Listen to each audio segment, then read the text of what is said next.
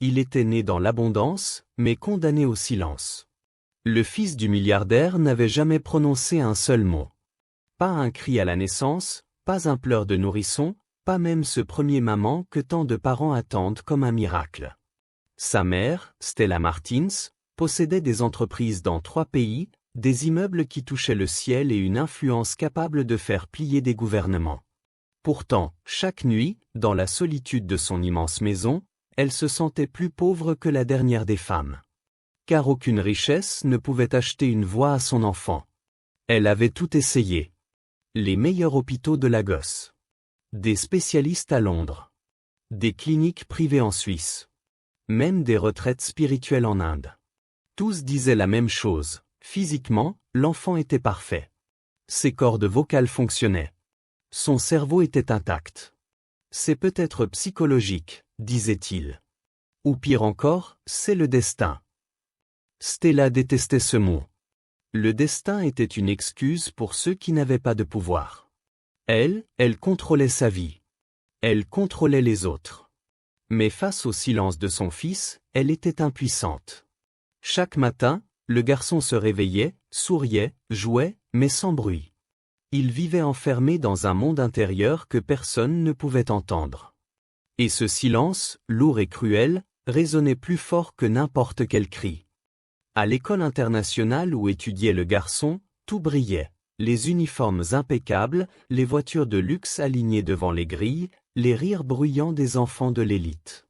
Mais lui se tenait toujours un peu à l'écart. Il observait les autres courir, crier, se disputer, se réconcilier. Il comprenait tout, mais ne pouvait rien exprimer. Sa voix était prisonnière. Parfois, sous la chaleur écrasante de Lagos, il posait sa main sur sa gorge, comme s'il essayait de libérer quelque chose de coincé à l'intérieur. Les enseignants le regardaient avec pitié. Les autres enfants, eux, finissaient par l'ignorer. Dans leur monde, exister, c'était parler. Et celui qui ne parlait pas devenait invisible. Ce jour-là, le soleil frappait plus fort que d'habitude. L'air semblait lourd, presque liquide. Le garçon avait oublié sa bouteille d'eau en classe, mais il n'osait pas y retourner. Il avait soif. Sa gorge brûlait. Il avalait sa salive difficilement, sans soulagement. Autour de lui, personne ne remarquait son malaise. Personne, sauf une silhouette de l'autre côté de la grille. Une enfant que personne ne regardait jamais. Une enfant que la société avait déjà effacée. Elle s'appelait Rebecca. Elle vivait dans la rue depuis la mort de sa grand-mère. Pieds nus, robe trop grande, sac rempli de déchets recyclables, elle survivait en ramassant ce que les autres jetaient. Les riches parents passaient devant elle sans la voir. Les gardes de sécurité la considéraient comme un décor gênant. Pourtant, Rebecca observait tout. Elle avait remarqué le garçon muet depuis des semaines. Elle voyait comment il restait seul. Comment ses yeux suivaient les autres enfants avec envie et tristesse. Elle reconnaissait ce regard, car elle le portait elle-même chaque jour. C'était le regard de ceux que le monde refuse d'entendre. Ce jour-là, elle remarqua autre chose. La façon dont il avalait difficilement, la main crispée sur sa gorge, la fatigue sur son visage. Sa grand-mère lui avait appris à écouter plus que les mots. À voir ce que les autres ignoraient. Et dans sa taille, cachée sous ses vêtements sales, Rebecca portait une petite bouteille en plastique cabossée. À l'intérieur, un liquide sombre, presque noir. Sa grand-mère appelait cela les larmes de la terre. Un remède ancien, fait à partir de racines rares, transmis de génération en génération. Ça débloque ce qui est coincé, disait-elle. Mais utilise-le seulement quand ton cœur te le dira. Rebecca hésita. Les riches étaient dangereux. Ils punissaient vite. Mais quelque chose, ce jour-là, la poussa à avancer. Rebecca sortit lentement de l'ombre. Elle se glissa à travers un trou discret dans la clôture, profitant de l'inattention des gardes. Elle s'approcha du garçon avec précaution, consciente du fossé immense entre leurs deux mondes. Il sursauta en la voyant. On lui avait toujours appris à se méfier des gens comme elle.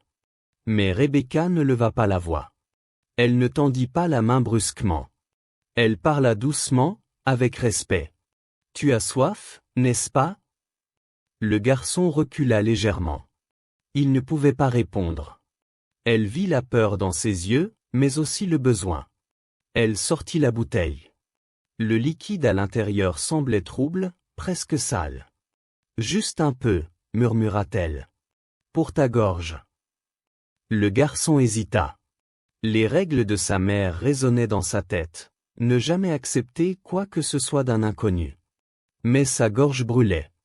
Et pour la première fois, quelqu'un semblait le voir vraiment. Pas comme un enfant riche. Pas comme un enfant malade. Mais comme un enfant en souffrance. Lentement, il prit la bouteille. Ses mains tremblaient. Rebecca lui expliqua, une petite gorgée. Pas plus. Il ouvrit la bouteille. L'odeur de terre humide, de racines et de pluie monta immédiatement. Ce n'était pas de l'eau ordinaire. C'était quelque chose de vivant. Le liquide toucha sa langue et il grimaça. C'était amer, chaud, puissant. Il toussa violemment, les larmes lui montant aux yeux. Rebecca posa une main rassurante dans l'air, sans le toucher. « Ne crache pas, dit-elle doucement. Laisse-le passer. » Il sentit alors quelque chose d'étrange. Une chaleur profonde qui descendait lentement dans sa gorge.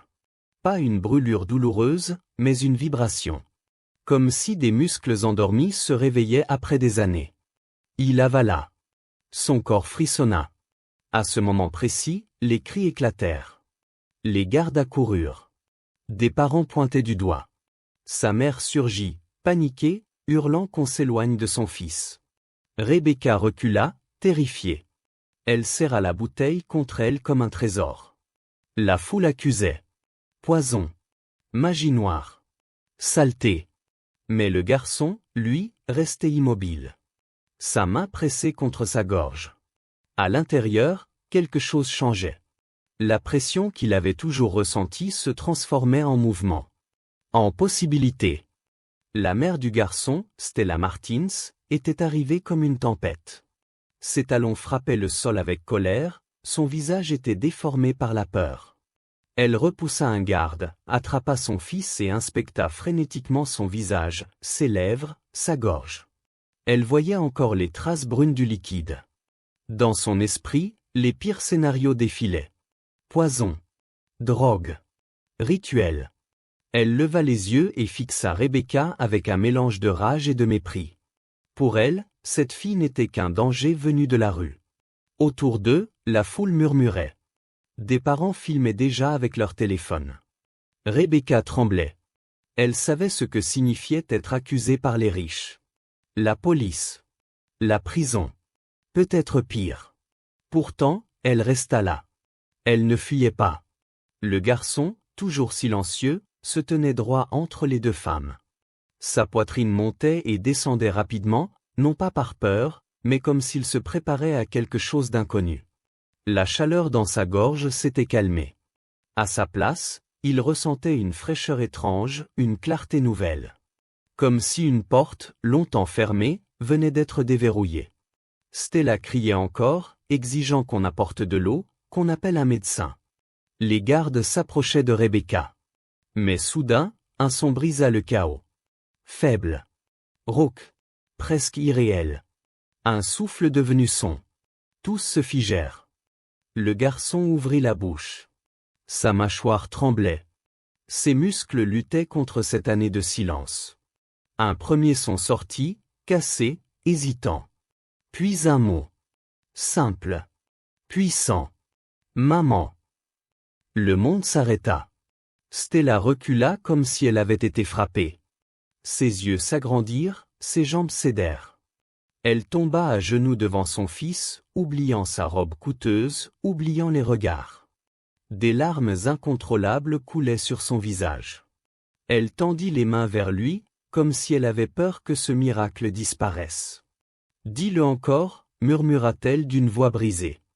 Le garçon avala sa salive, désormais libre. « Maman » répéta-t-il, plus clairement cette fois. La foule explosa. Certains criaient au miracle. D'autres parlaient de magie. D'autres encore restaient figés, incapables de comprendre ce qu'ils venaient de voir. Rebecca, Elle reculait lentement. Elle n'avait jamais cherché la reconnaissance. Elle avait simplement obéi à ce que son cœur lui avait dicté. Le garçon la regarda et leva le doigt pour la désigner. « Elle m'a aidé », dit-il lentement, comme s'il goûtait chaque mot. Les regards se tournèrent vers Rebecca. La fille des rues. Celle qu'on était prêt à chasser quelques secondes plus tôt.